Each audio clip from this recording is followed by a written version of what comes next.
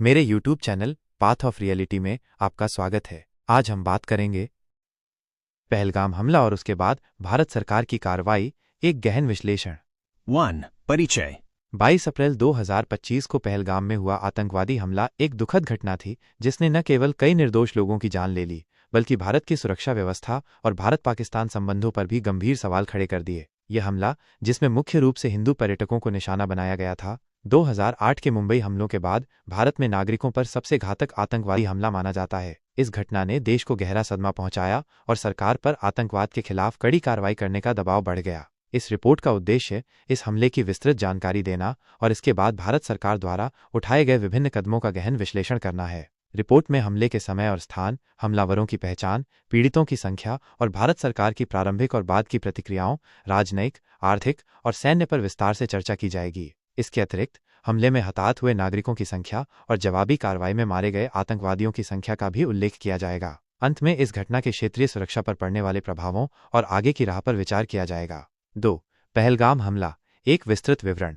यह भयावह हमला 22 अप्रैल 2025 को हुआ था, जब 5 हथियारबंद आतंकवादियों ने पहलगाम के पास स्थित खूबसूरत बाइसरन घाटी में पर्यटकों को निशाना बनाया। बाइसरन घाटी, जो अपनी प्राकृतिक सुंदरता के लिए प्रसिद्ध है और घने देवदार के जंगलों से घिरी हुई है, एक लोकप्रिय पर्यटन स्थल है। यह स्थान केवल पैदल या घोड़े की सवारी करके ही पहुंचा जा सकता है। हमलावरों के पास आधुनिक हथियार जैसे M4 कार्बाइन और AK-47 राइफलें थीं, जिनका इस्तेमाल उन्होंने अंधाधुंध गोलीबारी करने के लिए किया।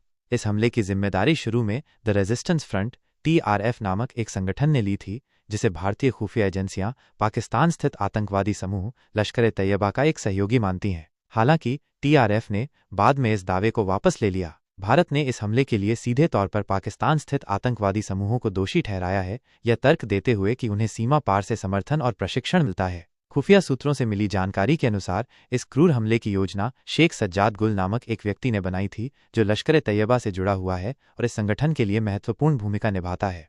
हमले का तरीका अत्यंत क्रूर और सुनियोजित था। आतंकवादियों ने विशेष रूप से हिंदू पर्यटकों को निशाना बनाया। प्रत्यक्षदर्शियों के अनुसार हमलावरों ने पर्यटकों से उनके नाम और धर्म पूछे और जो हिंदू पाए गए उन्हें अलग कर दिया। कुछ पीड़ितों को अपनी धार्मिक पहचान साबित करने के लिए इस्लामिक कलमा पढ़ने के लिए भी मजबूर किया गया। हिंदू पुरुषों को मुस्लिम पुरुषों से अलग करने के बाद उन्हें करीब से गोली मार दी गई। इस हमले में कुल 26 निर्दोष नागरिक मारे गए और 20 अन्य गंभीर रूप से घायल हो गए। मृतकों में 25 पर्यटक शामिल थे, जिनमें से 24 विभिन्न भारतीय राज्यों से थे और एक नेपाल का नागरिक था। एक स्थानीय मुस्लिम टट्टू संचालक सैयद आदिल हुसैन शाह ने पर्यटकों को बचाने की कोशिश करते हुए हमलावरों से बंदूक छीनने का प्रयास किया, जिसके कारण उसकी भी जान चली गई। मृतकों में भारतीय वायुसेना, भारतीय नौसेना और खुफिया ब्यूरो के 3 सरकारी अधिकारी भी शामिल थे, जो छुट्टी पर थे। एक ईसाई पर्यटक की भी हत्या कर दी गई, क्योंकि वो इस्लामिक कलमा का पाठ नहीं कर सका। यह घटना 2008 के मुंबई हमलों के बाद भारत में नागरिकों के खिलाफ सबसे भीषण आतंकवादी हमला था, जिसने देश की सुरक्षा पर एक बड़ा प्रश्न चिन्ह लगा दिया। हमलावरों का स्पष्ट उद्देश्य धार्मिक आधार पर पर्यटकों को निशाना बनाना था, जिससे देश में सांप्रदायिक तनाव फैल सकता था। TRF द्वारा पहले जिम्मेदारी लेना और फिर उसे वापस लेना इस आतंकवादी समूह की रणनीति या उन पर पड़े बाहरी दबाव को दर्शाता है। यह भी संभव है कि यह कदम जानबूझकर भ्रम पैदा करने और जांच को गुमराह करने के लिए उठाया गया हो। 3.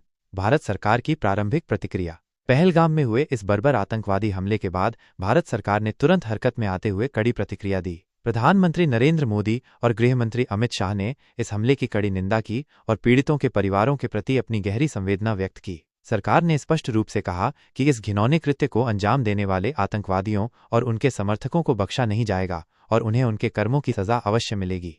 हमले के तुरंत बाद जम्मू और कश्मीर पुलिस, भारतीय सेना और अर्धसैनिक बलों ने इलाके को घेर लिया और आतंकवादियों की तलाश के लिए एक संयुक्त तलाशी अभियान शुरू किया। पहलगाम में अस्थायी रूप से लॉकडाउन लगा दिया गया, ताकि किसी भी संदिग्ध गतिविधि को रोका जा सके और सुरक्षा बलों को अपना काम करने में आसानी हो। आतंकवादियों को पकड़ने के लिए भारतीय सेना के हेलीकॉप्टरों को भी तैनात किया गया, ताकि घने जंगलों और पहाड़ी इलाकों में उनकी तलाश की जा सके। इस मामले की गंभीरता को देखते हुए राष्ट्रीय जांच एजेंसी NIA ने 27 अप्रैल को औपचारिक रूप से इस घटना की जांच अपने हाथ में ले ली।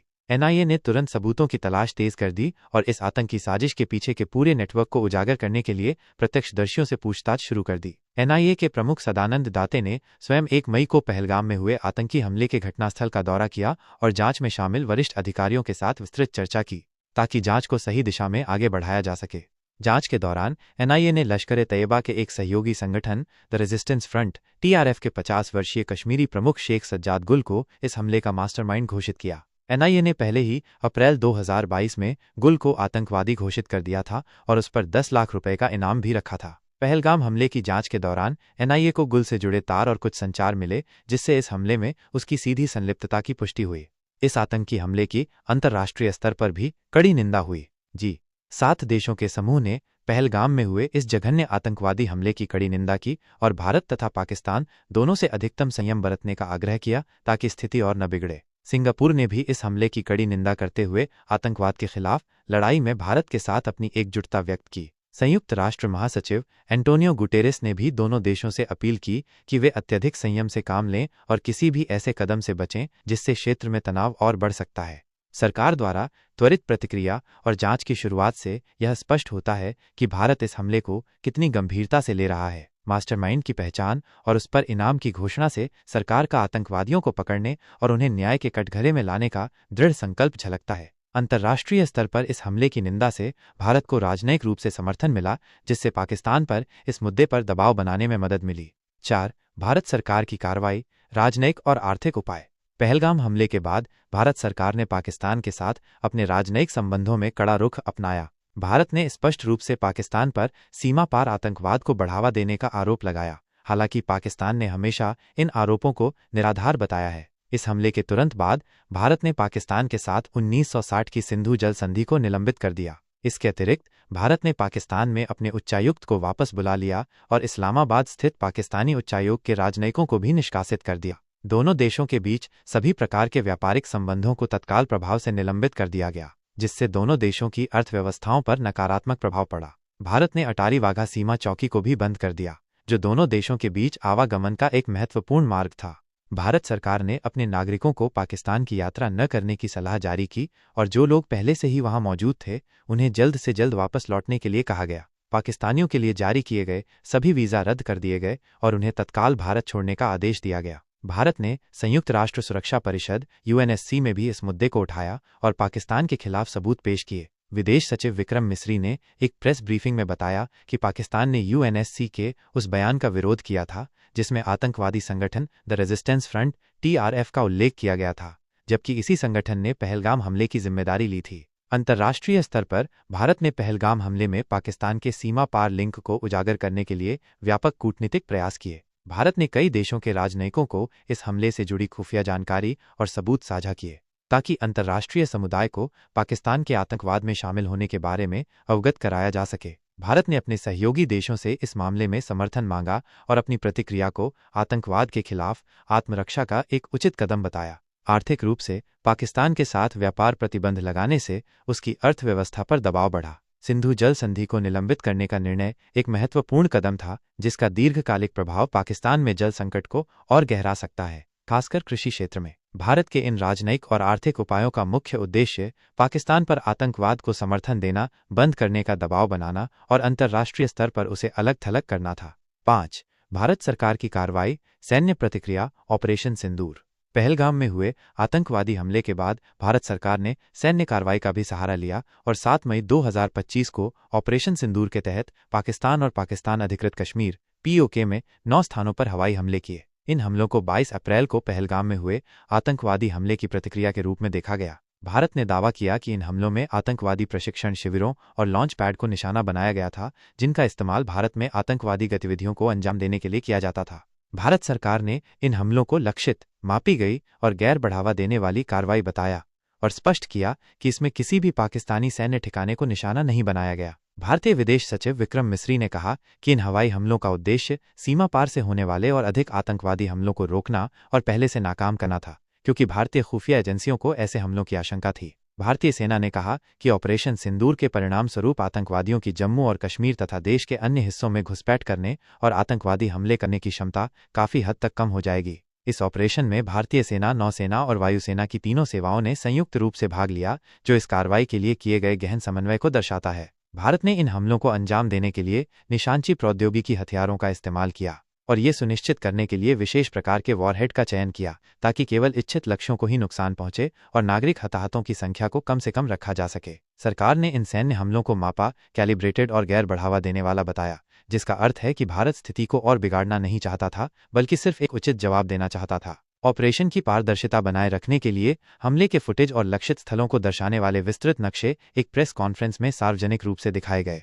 पाकिस्तान ने भारत की इस सैन्य कार्रवाई को युद्ध का कार्य करार दिया और इसके जवाब में माकूल जवाब देने की धमकी दी। पाकिस्तान ने यह भी दावा किया कि भारतीय मिसाइलों ने कम से कम 3 स्थानों पर नागरिक क्षेत्रों और एक मस्जिद को निशाना बनाया, जिसके परिणाम स्वरूप महिलाओं और बच्चों सहित 26 लोगों की मौत हो गई। पाकिस्तान ने भारत पर 2021 में हुए संघर्ष विराम समझौते का उल्लंघन करने का आरोप लगाया और नियंत्रण रेखा LOC पर भारी गोलाबारी की, जिससे सीमावर्ती क्षेत्रों में रहने वाले नागरिकों में डर का माहौल पैदा हो गया। पाकिस्तान ने भारतीय सेना पर नागरिक वाहनों को भी निशाना बनाने का आरोप लगाया। इसके अतिरिक्त पाकिस्तान ने भारतीय वायुसेना के 2 क्वाडकॉप्टर ड्रोन को मार गिराने का दावा किया। पाकिस्तान ने भारत पर झूठे प्रचार फैलाने का भी आरोप लगाया ताकि अंतर्राष्ट्रीय समुदाय को गुमराह किया जा सके।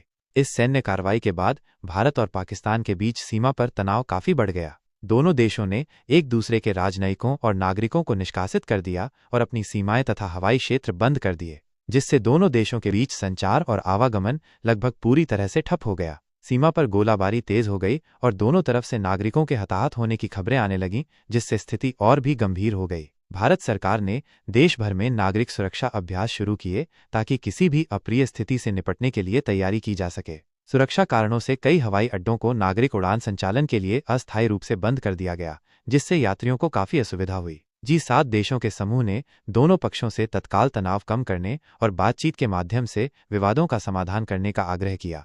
ऑपरेशन सिंदूर भारत की ओर से आतंकवाद के खिलाफ एक मजबूत और निर्णायक प्रतिक्रिया का प्रतीक है। हालांकि पाकिस्तान की ओर से आई कड़ी प्रतिक्रिया से यह स्पष्ट है कि यह घटना दोनों देशों के बीच लंबे समय तक तनाव बनाए रख सकती है। अंतर्राष्ट्रीय समुदाय द्वारा तनाव कम करने का आह्वान इस क्षेत्र की नाजुक सुरक्षा स्थिति और 2 परमाणु शक्ति संपन्न देशों के बीच संघर्ष की संभावना को दर्शाता है। 6 आतंकवादियों की मौत का आंकड़ा।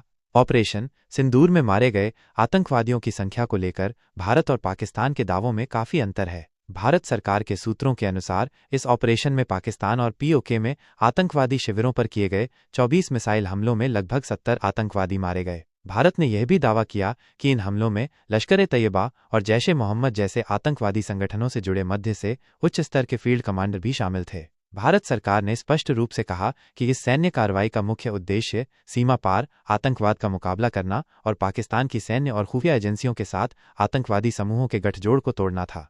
दूसरी ओर पाकिस्तान ने भारत के इन दावों का खंडन किया है। पाकिस्तान का कहना है कि भारतीय सेना द्वारा किए गए मिसाइल हमलों में 31 नागरिक मारे गए हैं, जिनमें महिलाएं और बच्चे भी शामिल हैं। पाकिस्तान ने भारत पर मस्जिदों और अन्य नागरिक क्षेत्रों को जानबूझकर निशाना बनाने का आरोप लगाया है, जिससे अंतर्राष्ट्रीय स्तर पर भारत की आलोचना हुई है। पहलगाम हमले को अंजाम देने वाले आतंकवादियों की स्थिति के बारे में बात करें तो ये हमला 5 आतंकवादियों के एक समूह द्वारा किया गया था। राष्ट्रीय जांच एजेंसी NIA ने इन हमलावरों की पहचान 2 पाकिस्तानी नागरिकों और 2 स्थानीय कश्मीरी निवासियों के रूप में की है। खुफिया एजेंसियों ने इस हमले के पीछे 3 मुख्य साजिशकर्ताओं की पहचान की है, जिनमें से 2 पाकिस्तान में स्थित हैं, जबकि तीसरे के बारे में माना जाता है कि वो दक्षिण कश्मीर में कहीं छिपा हुआ है। विभिन्न रिपोर्टों के अनुसार 2024 में जेड मोड़ सुरंग पर हुए हमले में शामिल एक आतंकवादी जुनैद अहमद भट्ट दिसंबर में एक सुरक्षा बलों के साथ मुठभेड़ में मारा गया था। इसके अतिरिक्त लश्कर-ए-तैयबा का एक आतंकवादी हाशिम मूसा, जिसे सुलेमान के नाम से भी जाना जाता है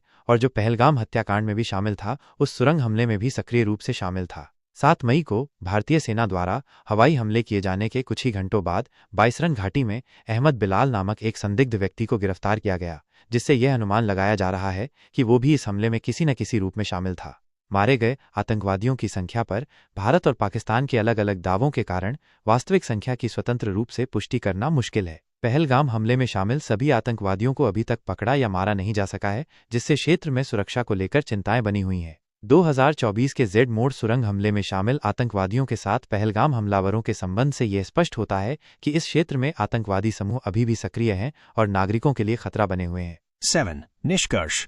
पहलगाम में हुआ आतंकवादी हमला एक अत्यंत दुखद और निंदनीय घटना थी, जिसने पूरे भारत को हिलाकर रख दिया। इस हमले के जवाब में भारत सरकार ने त्वरित और बहुआयामी कार्रवाई की, जिसमें राजनयिक, आर्थिक और सैन्य उपाय शामिल थे। ऑपरेशन सिंदूर भारत की आतंकवाद के प्रति एक मजबूत और निर्णायक प्रतिक्रिया का प्रतीक है, लेकिन इसने भारत और पाकिस्तान के बीच पहले से ही तनावपूर्ण संबंधों को और अधिक खराब कर दिया है। इस घटना के क्षेत्रीय सुरक्षा पर गंभीर प्रभाव पड़े हैं। भारत और पाकिस्तान के बीच संबंध और अधिक अविश्वास और शत्रुता से भर गए हैं। सीमा पर लगातार तनाव और गोलाबारी से क्षेत्र में अस्थिरता बढ़ गई है, जिससे दोनों देशों के बीच एक और संघर्ष की आशंका मंडरा रही है। अंतर्राष्ट्रीय समुदाय को इस क्षेत्र में शांति और स्थिरता बनाए रखने के लिए सक्रिय भूमिका निभाने की आवश्यकता है और दोनों देशों को बातचीत के माध्यम से अपने मतभेदों को हल करने के लिए प्रोत्साहित करना चाहिए।